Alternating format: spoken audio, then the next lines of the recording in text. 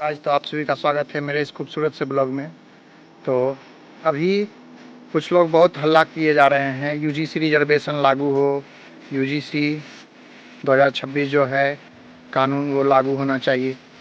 और कुछ नीले कबूतर ज़्यादा फड़फड़ा रहे हैं इस चीज़ पे।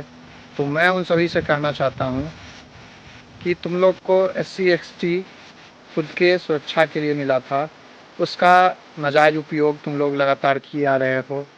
लगातार हम लोगों को दबाने का कोशिश करने की कोशिश कर रहे हो। तो दबाने से थोड़ी दब जाएंगे हम लोग के पूर्वज शुरू से ही त्याग देते आए हैं, शुरू से ही बलिदान दिए। हमारे दिए गए बलिदान पे तुम लोग आज सुरक्षित हो अच्छे से, नहीं तो कब का औरंगजेब और बाकी जो अंग्रेज और औरंगजेब वही वही सब आक्रामताकारी आए थे, उसी टाइम तुम लोग साफ हो जाते और उसी टाइम तुम लोग मुल्ला बन जाते। लेकिन अगर तुम लोगों को अगर हम लोग सुरक्षित किए हैं, हम लोगों ने अगर तुम लोगों के लिए बलिदान दिया है, तो उस बलिदान को समझो और इस तरह का घटना बिल्कुल मत करो कि जिससे कि देश में फिर से बंटवारा का नौबत आए, देश गलत दिशा में जाए और देश में एक जातीय उन्माद जैसी स्थिति फिर से पैदा हो। तो नए जिन्ना मत पैदा हो।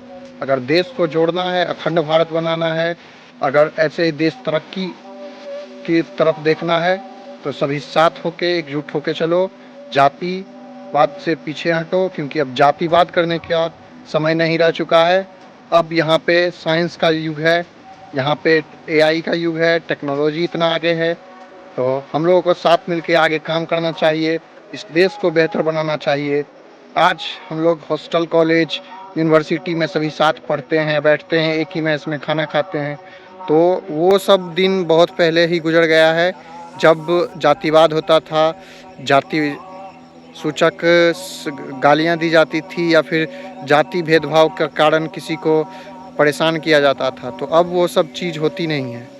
और रहा बात तो लड़ाई का या फिर किसी को परेशान करने का, तो ऐसा भी है कि फॉरवर्ड को भी जो भी SC ST के लोग हैं वो लोग भी परेशान कर सकते हैं। ऐसा कहीं लिखा हुआ नहीं है कि फॉरवर्ड ही हर जगह उन लोगों को स्वर्ण समाज से ही लोगों को द्वारा प्रताड़ित किया जाता है या परेशान किया जाता है। स्वर्ण समाज के लोगों को भी उनके द्वारा हो सकता है तो परेशान किया जा सकता है। तो अब वैसा कोई ज़माना नहीं है कि जाति का कोई मतलब बनता है। और एक और बात कहना चाहते हैं कि दबाने से कोई दबता नहीं है, जिसके बाप दादाओं ने ही उसको संस्कार दे के गए हैं कि शिक्षा से आप लोगों को आगे बढ़ना है, खुद के मेहनत से आगे बढ़ना है। तो हम लोग खुद के मेहनत से आगे बढ़ने वाले लोग हैं, किसी के दबाने से नहीं दबने वाले हैं।